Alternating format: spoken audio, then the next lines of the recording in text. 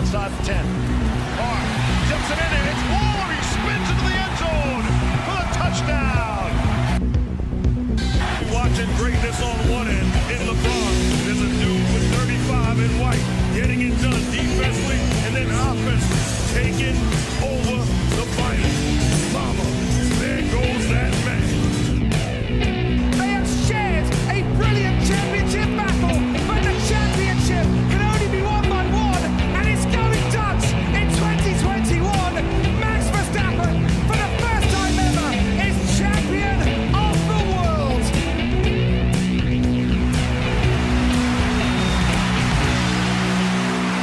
Hello, everybody, and welcome to this week's edition of the Waterboy Experience. I am your host, the ever-disappointed Waterboy himself, Davis McLemore, and we don't really have much Formula One or nondescript motorsports this week, but we do have a week to cover in the NFL. So let me go ahead and carry this ball. I'll let him carry the ball.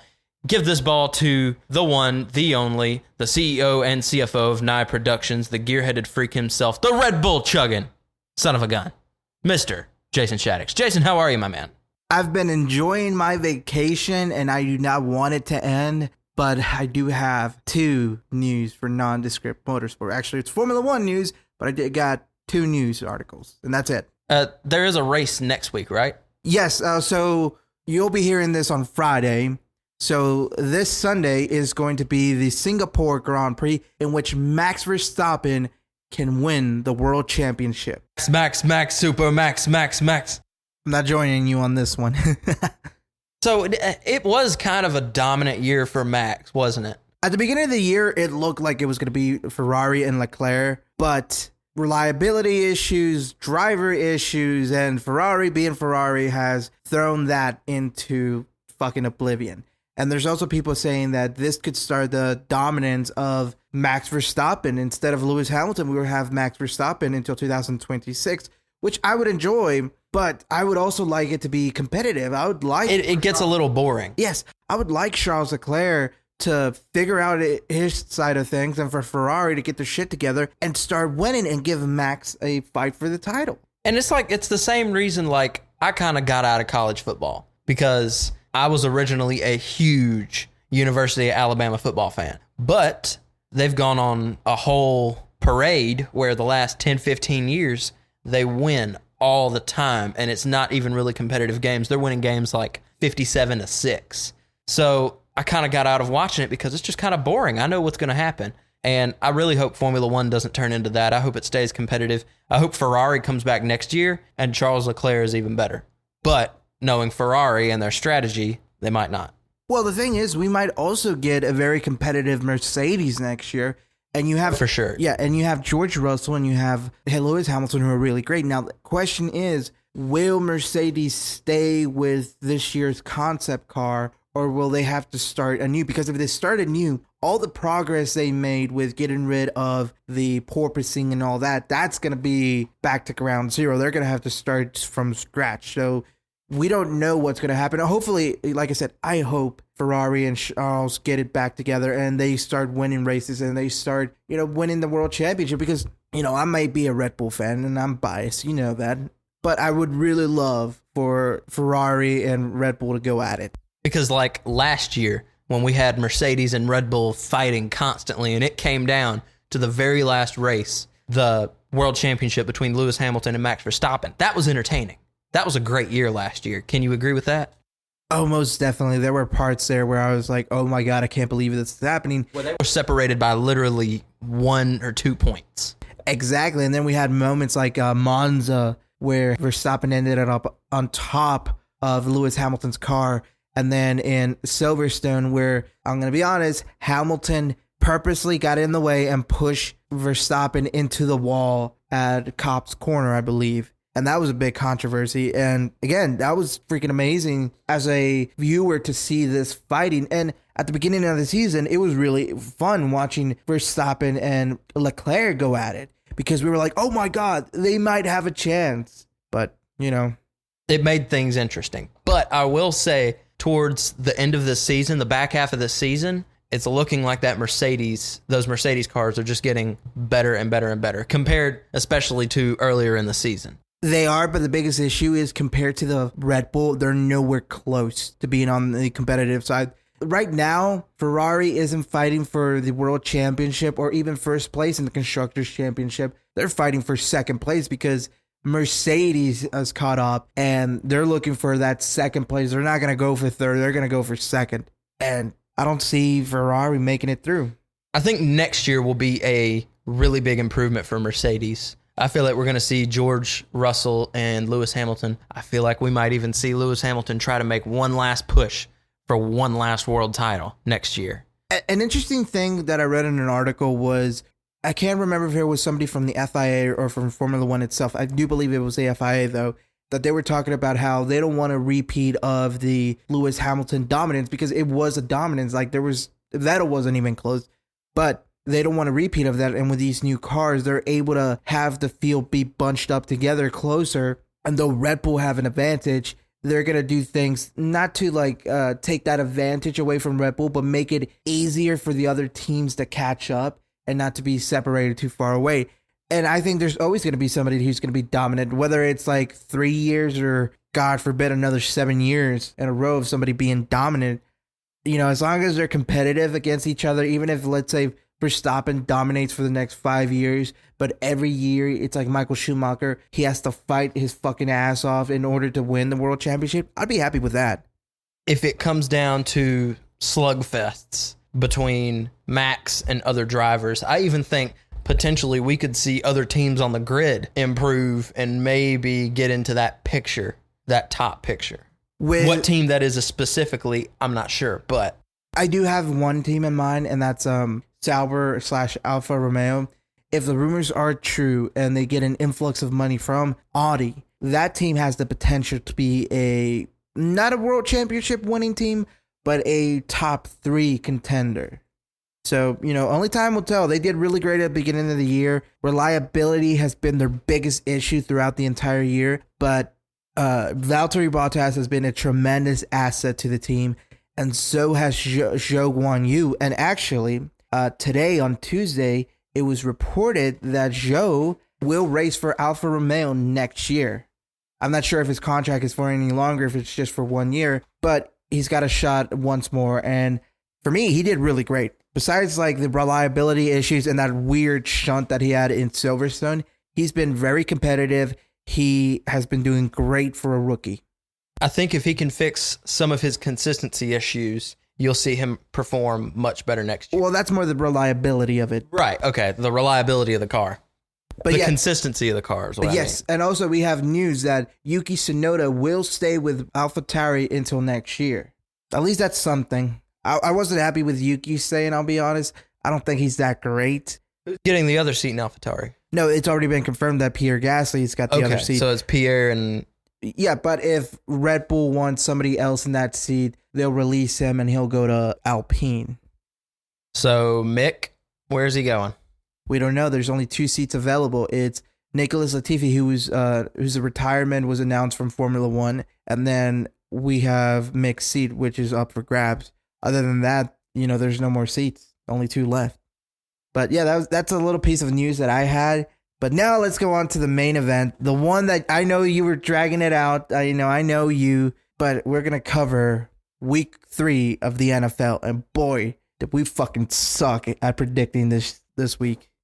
Yeah, our predictions, we're still tied. Last week we were tied. We were 8-8. And now after this week, we're still tied. We both went 1-5. We only got 1 game right. What was the 1 game that we both got right? You got the Eagles beating the Commanders. You got that right. And I had the Ravens beating the Patriots. That's the only games we got right. Yeah, and those were kind of gimmies. I mean, but I guess I'm just going to go ahead and just dive into it. So Thursday Night Football, the Steelers lost to the Browns 29-17. Not much news to cover. Jacoby Brissett did not do bad at all. I'm not saying he might replace Deshaun Watson later on, but he did 21 for 31 for 220 yards and 2 touchdowns. Nick Chubb ran the ball very well, 23 carries for 113 yards and 1 touchdown.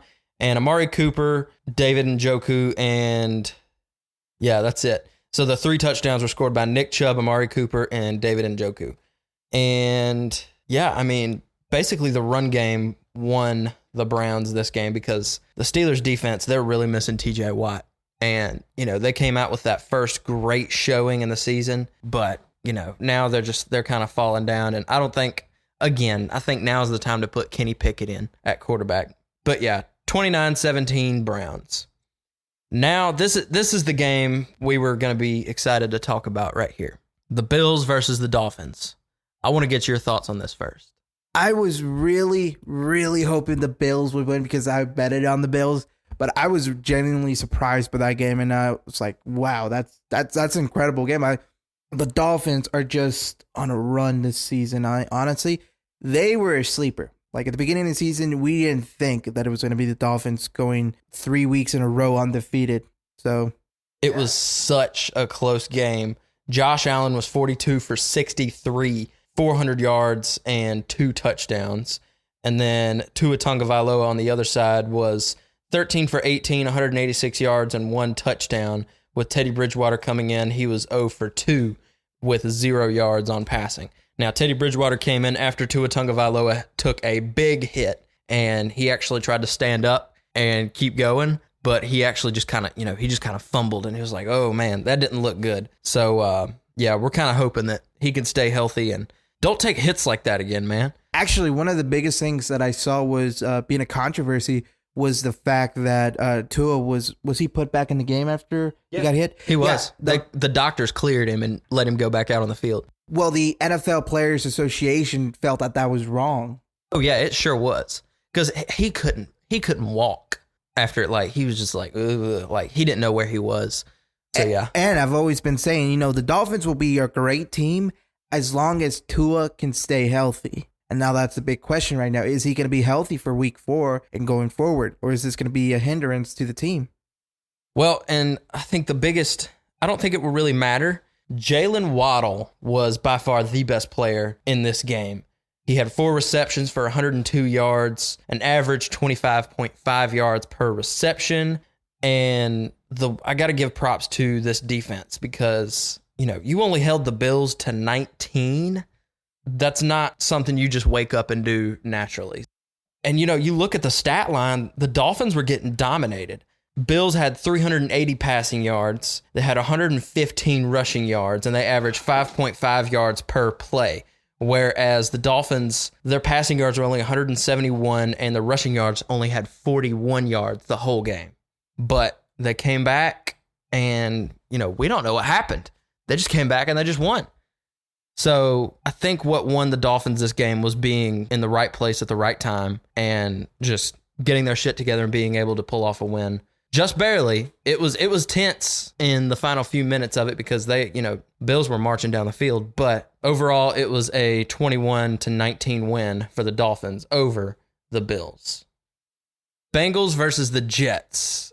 For once, we were actually impressed by the Bengals this year. They won 27-12. Joe Burrow was 26 for 36, 275 yards and 3 touchdowns and 0 interceptions. Whereas Joe Flacco was 28 for 52, 285 yards and 2 interceptions with 0 touchdowns. This game kind of speaks for itself. It's what you would have expected before we saw what the Bengals were doing earlier this season. So overall, 27-12 Bengals. I was genuinely surprised by that game. I thought the Jets would actually win because we've seen the Bengals been going really bad. And Joe Flacco did great the last game. Exactly. But this game, it was like everything we complimented on both teams, or in the Bengals case that we criticized, it was like a switch. It was day and night. It was the other way around. So it was like they woke up and they were like, hey, all right, playtime's over. We got to do this. We got to play like we were almost Super Bowl champions. Yeah, but they're still shit in my eyes. It's like I can't get over those first three. They still got to prove themselves to you, but So now we come to Raiders versus Titans. This game was embarrassing. We couldn't do anything. We woke up on the wrong side of the bed, or I don't know what happened. The only positives I can say was Derek Carr did great, Matt Collins did great, and Devontae Adams did It's not that he did bad, but the best player on our team right now is probably Mac Hollins. He came in clutch when we needed him. And he was 8 receptions for 158 yards, 19.8 average yards per reception, and 1 touchdown. And one of those receptions was a deep pass late in the game that allowed us. We were down by a lot more than just 22-24. Because in the second quarter, the Titans scored 17 points. And, I mean, it was a mess going into halftime. Like, I gave up. Like, you remember me texting you. I was like, man, we suck. I'm done with this. Ryan Tannehill was 19 for 27, 264 yards, 1 touchdown, 1 interception. Derrick Henry ran all over us with 20 carries, 85 yards, and 1 touchdown. And we couldn't get our run game going at all. Third down efficiency sucked. We were 1 for 12 and 6 penalties. Once again, penalties were terrible. And yeah, that's all I can say. I'm not going to go into too much detail because, I know what I was expecting. I even betted. Did I bet against them this week? No, I'm the idiot who betted for them to win. Oh, you betted for them to win. Yeah, well, that was your mistake. I know them better than anybody else. But after the game, after the loss, we are the only 0-3 team in the league. And Josh McDaniels, reportedly, before the press conference after the game, had a very, very long talk with Mark Davis. And I'm not really sure what came out of that conversation. I don't even know if anything will come out of that conversation. We don't know what happened behind that door. But I'm either thinking it was a get your shit together or we need some help. So what are your thoughts on this game? Like you said, it's an embarrassment. It was painful to watch. It was painful to listen to. Overall, how anybody can stay faithful to the Raiders is mind-boggling to me. I'm still here. Yeah, you're still here, but they're such a shit team. That's the thing. They're so fucking shit. And I said it last week. It's like we show flashes. It's like, hey, we could be really good if we really tried, but we're not going to try. And we're just going to kind of rear back and just do whatever. The play calling is what really is terrible about this team. We had a 3rd and long. I think it was like 3rd and 18, and they wanted to do a screen pass. That's ridiculous. You should throw it like either Matt Collins, Darren Waller. I mean, Darren Waller had a lot of drops in this game, and, he's got to fix those. Or Devontae Adams. Here's my thing. Devontae is a great football player. That's established, with his time with the Packers. All he does with us is get touchdowns. He gets 1 touchdown in every game, and then we never go to him again. No, the problem is because Devontae is so good, everybody knows he's good. The problem is he's got a target on his back. Everybody knows to cover him. And then, they throw the ball at him and boom, they already got him. Like there was this play, I can't remember what time it was, but Derek threw the ball at Devontae. Devontae caught it, and instead of gaining, he went back because they were already at him. They had him scoped out. And that's the biggest thing. It might have actually been the 3rd and 18. Probably. They did a screen pass short. Yeah. Yeah, but like I said, I think Devontae, instead of being a weapon for the Raiders, he's a disadvantage for them because he's, like I said, he's got a target on his back. Everybody knows to get him. And the way the games are going, somebody's going to fumble the ball multiple times a game. And it's been different players the last few weeks. And like I said, Mac Hollins has been the really impressive guy. And I think, like you said, Devontae having a target on his back has really opened up Mac Hollins to be able to have these breakout games. We never heard about him before this season. But here he is. He's one of our best wide receivers right now. Another thing I have to disagree with you, and I think the only person you can...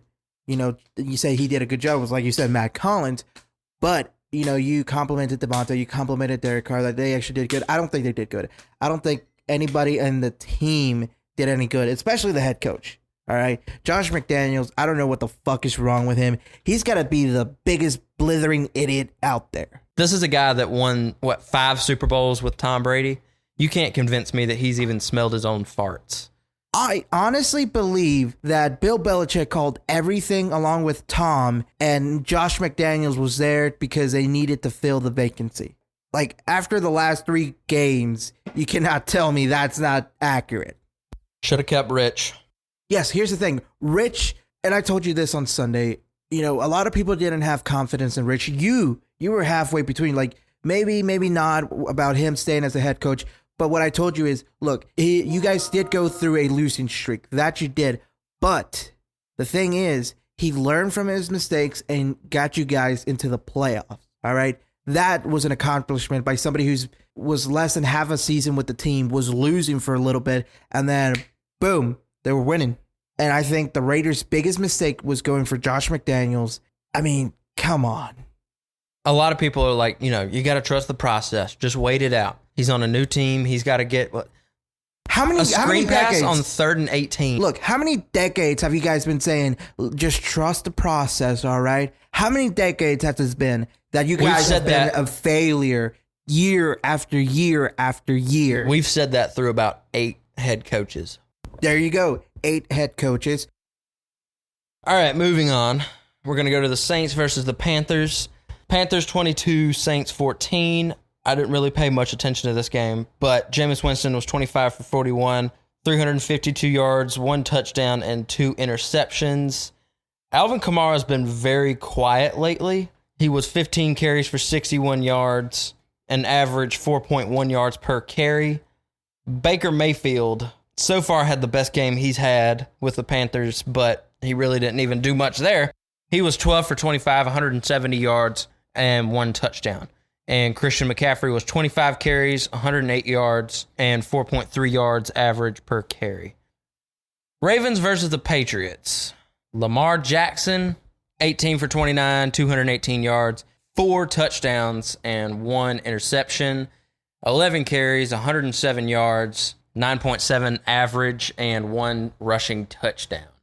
He can do it all. And he ultimately powered this Ravens offense. Mac Jones went out in this game with what is a high ankle sprain is what's being reported, but he was 22 for 32, 321 yards, 0 touchdowns, and 3 interceptions. He did great, but they couldn't hold on to the ball, and he wasn't very accurate, and that resulted in a 37-26 win for the Ravens. Again, Lamar Jackson can do it all.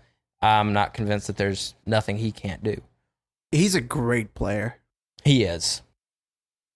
Lions versus the Vikings. I'm not disappointed. I am genuinely not disappointed because we held our ground. Yes, we did lose, but we did pretty damn good. You got to admit it was a good loss. I think we were tied for like the first half of the game. We were just 14-14. Yeah, at the beginning of halftime it was 14-14, and then the Vikings came back and scored 10 unanswered in the third quarter, and then oh no, my bad. You scored 10. They scored 10 in the third quarter. And then the Vikings came back in the fourth quarter and scored 14 unanswered. Jared Goff was 25 for 41, 277 yards, 1 touchdown, and 1 interception. DeAndre Swift didn't do much here. Jamal Williams, on the other hand, kind of broke out a little bit here with 20 carries for 87 yards and 2 touchdowns. Amon-Ra St. Brown is a freak of nature. He was 6 receptions for 73 yards and 12.2 average yards. And you saw, he's got to be y'all's best receiver right now. And on the other side, the Vikings, Kirk Cousins was 24 to 41, 260 yards and 2 touchdowns. Dalvin Cook was 17 carries for 96 yards, 5.6 average and 1 touchdown. And Adam Thielen was 6 receptions, 61 yards, 10.2 average and 1 touchdown.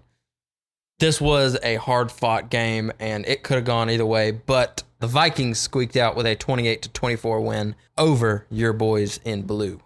Like I said, it wasn't embarrassing. We did better than a lot of teams did this week. Against a good team. Exactly. So, I'm looking forward to the Lions. They did a really good 1-2, I think, but they were hard-fought games, and, might have lost, but like I said, we did really good. I'm impressed with what I'm seeing. A little bit more consistency would be better, but, better than last year. Eagles beat the Commanders 24-8. There's nothing I can say, but Devontae Smith is that guy. Moving on. He's the only Devontae that's actually worth betting on, to be fair. Now, wait a minute. Hold on a minute. He's with the Raiders, and he's fucking failing. Don't fucking start with me. He's not failing. He's had a touchdown in every single game. He's the only good player we have. Texans versus the Bears, 23-20. Bears win. Nothing else I can say. Jaguars actually really upset the Chargers here, 38-10. That was a fucking upset. I did not see that fucking coming. Wow. Trevor Lawrence had a career game, 28 for 39, 262 yards and 3 touchdowns, 0 interceptions. And on the other side of the ball, Justin Herbert was 25 for 45, 297 yards, 1 touchdown, and 1 interception. He didn't do terrible, but I honestly could not tell you why. Okay, no, I can tell you why. The rushing yards. Chargers only had 26 rushing yards this whole game versus the Jaguars 151, 262 passing yards for the Jaguars versus 286 passing yards for the Chargers. Turnovers were probably the biggest thing that really affected the Chargers here. They lost a fumble, they had 1 interception thrown, and they punted the ball 4 times and had 7 penalties on the day. And they were 0 for 2 on 4th down, turned it over on downs twice. I mean, this Jaguars defense is no joke. And only look for them to get better as the season progresses. Rams versus the Cardinals. Rams beat the Cardinals 20-12. Packers beat the Buccaneers 14-12, just barely. Aaron Rodgers was 27 for 35, 255 yards, 2 touchdowns, and 1 interception. Tom Brady was 31 for 42, 271 yards, and 1 touchdown. And I mean, it's a little bit embarrassing for the Buccaneers, but you tell me what you think. Shut up. Just shut up and move on. All right, then. Well, the Falcons beat the Seahawks 27-23. 49ers beat the Broncos 10-11 in what a lot of people were saying was one of the most boring games that they've ever seen. That was on Sunday Night Football. Right now, we're having a really big problem where the primetime games are just boring as fuck. Whose fucking bright idea was to put the Dolphins versus the Bills as the first game of Sunday? Like, seriously? That should have been primetime right there. Well, I thought Packers versus Buccaneers should have been primetime. Them too. Cowboys beat the Giants 23-16 yesterday, which was, that was an impressive showing by the Cowboys. I'll give them that. But they still have a long way with me to prove themselves. You and the rest of the world. Finally, I want to rub it in a little bit. I know we lost too, but we didn't lose to the Colts. Chiefs versus the Colts, 20-17. Patrick Mahomes, the second. It says the second on here. I didn't know he was the second. 20 for 35, 262 yards, 1 touchdown, and 1 interception versus Matt Ryan's 27 for 37, 222 yards, and 2 touchdowns. Overall, they ran the ball very well all over them. 3rd down efficiency, Chiefs sucked. 4th down efficiency, Chiefs sucked. Punted the ball 3 times, had 6 penalties, lost a fumble, lost an interception, and even though the Colts allowed 5 sacks, they still couldn't do it. And Patrick Mahomes just couldn't get it done, and they actually exchanged words. Patrick Mahomes and Eric Bieniemy, the offensive coordinator, after the game, they were quite angry at each other. That's all I can say. Don't act like you're surprised. I saw this coming a mile away. I'm kidding. No, I didn't. Look. Patrick Mahomes still did great. All right, he was a standout star. He did okay. He did okay. It was everybody else's fault, according to ESPN. But Patrick Mahomes, he can't do anything wrong, according to ESPN and the NFL and pretty much every fan of football out there who doesn't hate his guts. He can't do anything wrong. A bunch of 7th graders can't be wrong. Yeah, that was it. I'm happy to see that they lost. Like, I'll take a Chiefs loss as long as, we lost 2. That's okay. Lesser of 2 evils here. Now, it would have been even better if we would have made that 2-point conversion, went to overtime, and won in overtime when the Chiefs lost to the fucking Colts. But, we can't always have Christmas every day. And that's basically it for week 3. So, what do you think? Who was your big performers of the week? Obviously, it was the Dolphins and the Bills. I agree. Everything else was pretty much boring. The Bucks versus Green Bay, I was wrong about that one. Don't rub it in. But it was just a weird week, and it was just really boring. Some of the games that we thought would be really good, they were just eh. No, I told you last week. I don't think there's any other game except Bills versus Dolphins that's going to be any good. Well, I was thinking, it's Tom Brady versus Aaron Rodgers. I thought it had to have some interest. They could at least, Well, now you know. Yeah, well, 2 old men going at it, I guess, isn't as entertaining as I thought it would be. So, are you ready to do predictions? No, I'm not, because we are 1-5 for last week, and Jesus fucking Christ. Well, let me try again. I'm going to go with the Dolphins beating the Bengals here. Oh, you bastard. You always take mine, you son of a bitch. All right, you did that. All right, okay, I'll concede. I'm going to bet for one of the games that I'm looking forward to watching, Bills versus the Ravens. And, you know, as much as Lamar is doing really good, and even though we came off of a loss, the Bills, they're angry, and they want another victory. So I'm going Bills going over the Ravens. I think that's at least going to be a really good game. Now, I'm going to pick, in Sunday Night Football, the Buccaneers are playing the Chiefs. Don't do this to me. Come on. I'm gonna make a risky one here. I'm gonna say the Buccaneers are gonna beat the Chiefs, and we're gonna have a repeat of the Super Bowl. All right, fair enough. I hate that you're stealing. You stole two of mine right now, so I'm a little bit pissed at you. I am going to go for an easy victory. Lions versus the Seahawks. Lions going over. I'm gonna go for Browns beating the Falcons. That one was an easy one. You know that. It might be, but, you know, I'll have to take it. In another interesting game, I am going to go Eagles versus the Jaguars. Who are you going to pick? I'm going to go with the Eagles. After that defensive performance from the Jaguars against the Chargers? It's the Eagles. Jalen. Saxonville. Jalen. All right, go ahead. But don't come crying to me when you're wrong, because I was going to pick the Jaguars over the Eagles. All right, what's your next one? I'm going to get the Titans going over the Colts. The Titans are riding high after the win last week.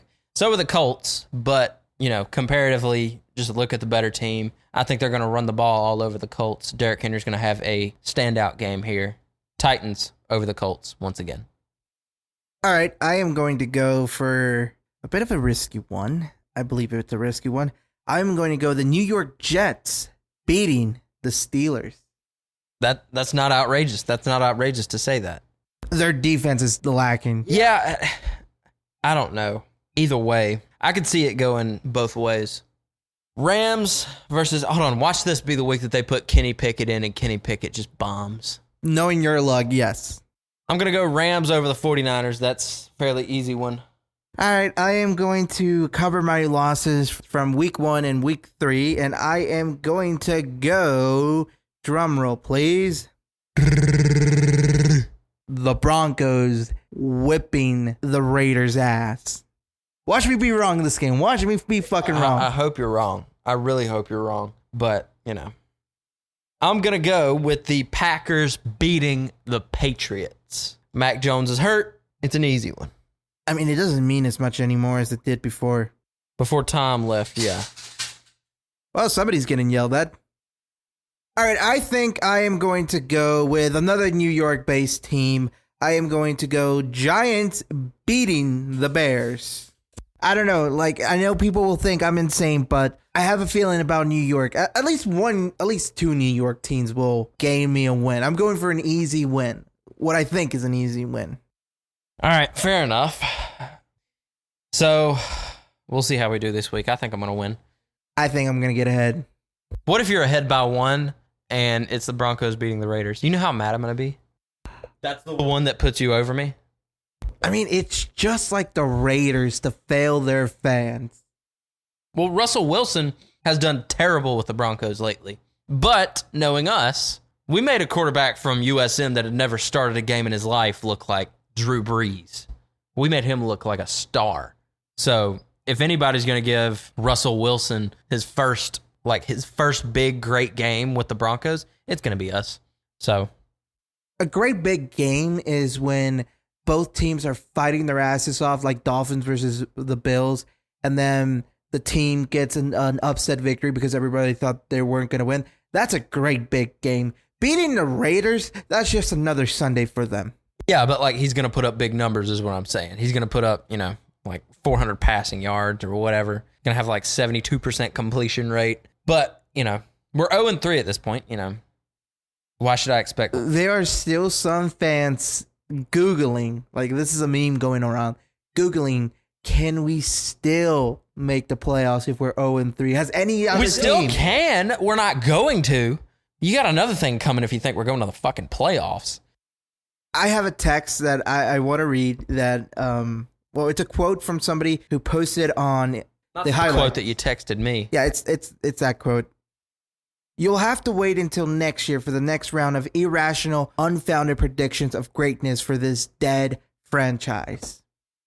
Yep. And I mean, you know, I hate it when I have to admit that Stephen A. Smith was right about us, because I was like, man, he doesn't know us. He doesn't know what's going on. Nope, he was right. He's right the whole time.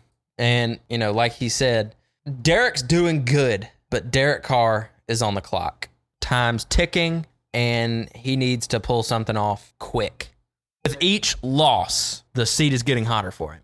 I said it last week, and I said it many months before. Why do you keep a quarterback like Derek Carr, who chokes all the time? Why do you have a team who consistently fails? Everybody there should be fired, because you've spent a shit ton of money, and you've gotten a lot of players that are good, and you're wasting them. And I think the Raiders, honestly, shut it down. Shut down the entire organization. Don't even fucking try anymore. Just shut it the fuck down. Because every other team in the NFL has good seasons, bad seasons, and then they jump back up to good seasons. Raiders, nope. It's just bad season, bad season, bad season, mediocre season, bad season, bad season, mediocre season. Prove me wrong. And this is looking like another bad season, but I think this might be one of the worst seasons you guys have ever had. Well, not the absolute worst. It's too early to call that. We've done crazier turnarounds, but You know that's not going to be no turnaround. Come back to me in week 18. Oh, you damn sure I am. But no, there's already people that are like, all right, let's just tank the season for Bryce Young. Let's just tank for Arch Manning. And I'm like, we don't have to tank. We tank by nature. That's just us. Even if we try to win, it looks like we're tanking. So, But you can't get Arch Manning. Don't you have to be like 3 years in college? he's not even in college yet, yeah. They're just saying, like, start tanking for him now. Even the Jaguars are not bad anymore. Well, so far. They tanked for Trevor. They won't admit it, but they tanked for Trevor Lawrence. It's paid them off well. Yeah, great defense, not a bad offense, and they might be a force to be reckoned with in the AFC South this year. So we'll see what happens this next week. There's not a lot of big games coming up, but you know, maybe we'll see an upset or two, and maybe we'll be proven wrong once again, and maybe we'll still be tied. But other than that, do you have anything else to add? Anything else to say? Take us home, white boy. Well, thank you guys for listening to this episode of The Waterboy Experience. We hope you enjoyed it, and please tune in next week and follow us on Instagram at The Waterboy Pod or on Twitter at The Waterboy EXP. The official Waterboy YouTube channel is coming soon. I promise you, we're working on it. We're getting it. But as of right now, for Jason, I'm Davis, the Waterboy himself. Thank you guys for listening, and peace. Second and goal just outside the 10. Carr tips it in, and it's